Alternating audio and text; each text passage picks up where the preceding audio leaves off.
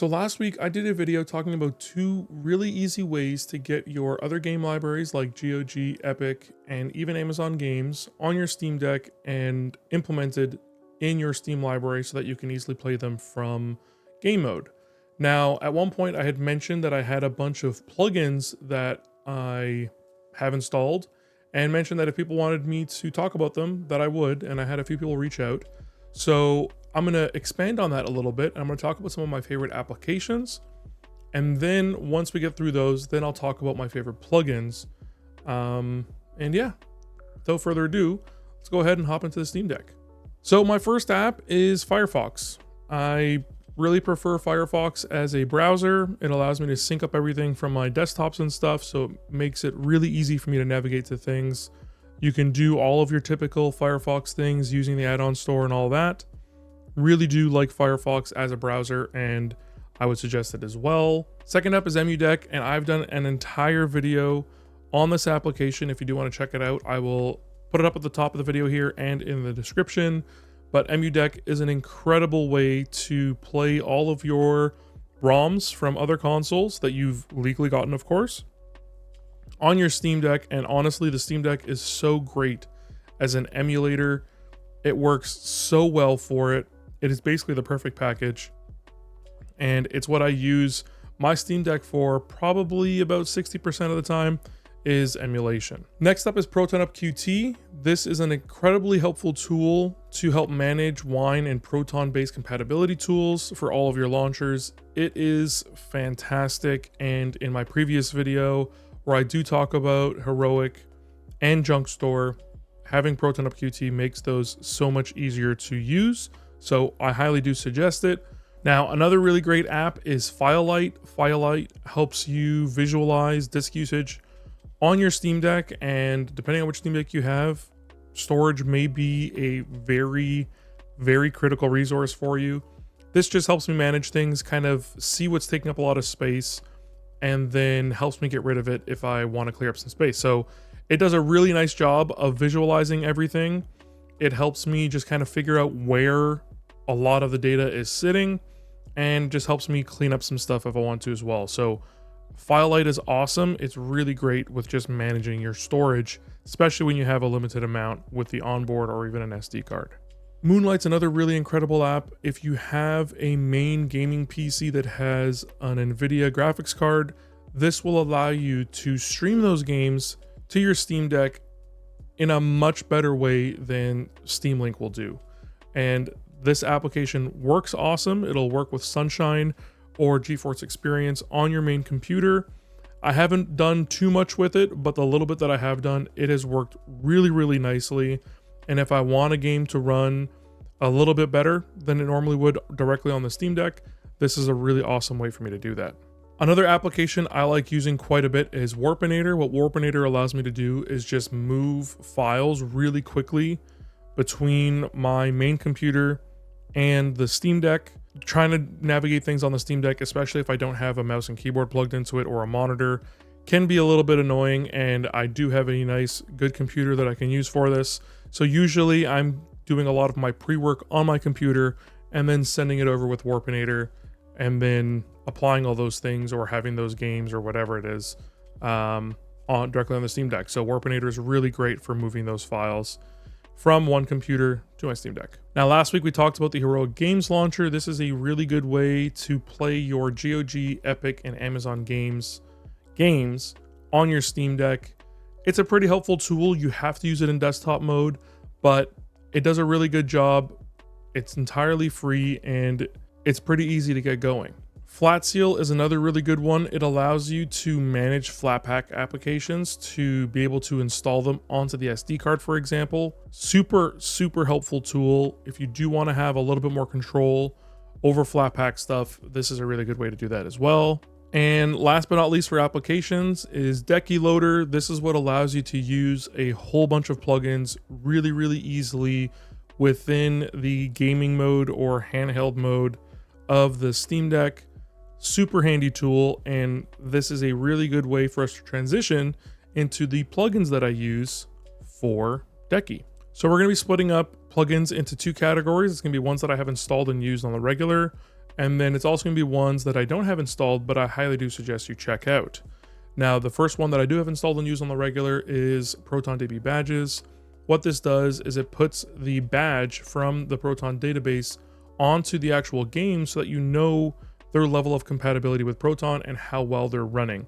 This can be extremely handy with the Steam Deck, where some games are going to work really well and some games are just not going to work that great. So for example, if we go ahead and look at Halls of Torment here, it has the Platinum badge on there. So I know that this is going to run extremely well. Valve also indicates that it is verified on the Steam Deck.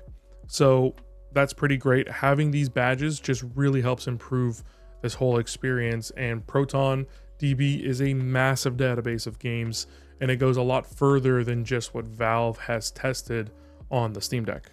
Now, the next plugin I want to talk about is the CSS Loader. What this allows you to do is it allows you to completely customize the themes of your Steam UI. You may have noticed that my backgrounds and everything look a little bit different than what is the default, and that is because I am using CSS Loader. And right now I am currently using colored toggles, which allows me to choose the color of these toggles. I currently have it set to red. And then I have the Obsidian theme that has a main color option as black. So everything's just a little bit darker. I kind of like the look of that. CSS Loader has tons and tons of themes available out there that you can go ahead and download and check out for yourself. There's 198 here that you can go ahead and see if you like them. So another really awesome plugin is SteamgridDB. What this allows you to do is it allows you to customize the images that are used within Steam UI. So the game tiles, the backgrounds, all of that kind of stuff. Super, super handy if you're grabbing games that are from outside of Steam and you're adding them into Steam. But also if you just don't like the default picture that is being used for a particular Steam game. So for example, for Halls of Torment again, if I go ahead and hit my menu and I go down to change artwork, I will get other options for Halls of Torment tiles that I can use and replace. And if I go ahead and grab that one, it is going to go ahead and apply it. It is successfully applied. And then if I go back, that is the new image. This can also work with the big background tile image and the background that applies behind the games while you're in the menu here. So the background that's up there, super, super helpful. And again, having some really great customization is always a good benefit. Now, we talked about Moonlight during the applications, and if you are going to be using Moonlight, I highly suggest you use Moondeck. This just allows you to do everything within the game interface. It makes life so much easier.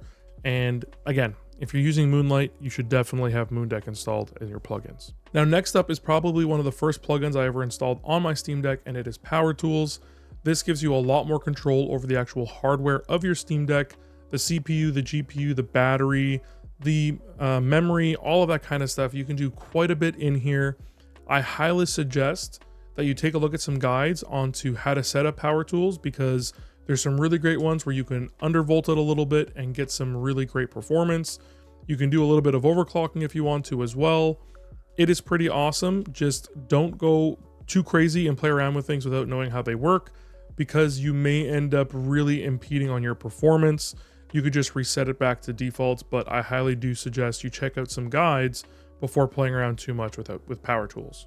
Now, if you're going to be using third-party controllers, especially Sony or Nintendo ones, I highly suggest you get Controller Tools. It just gives you a little bit more information about those controllers, as they aren't technically natively supported within the Steam UI for the Steam Deck. You won't get your battery percentage or anything shown unless you have Controller Tools. Just a really handy little helpful tool. Now, another really great awesome plugin is Audio Loader. This allows you to replace the default sounds within Steam UI with almost anything else. I originally had one and then I was getting a little bit annoyed with it, so I removed it.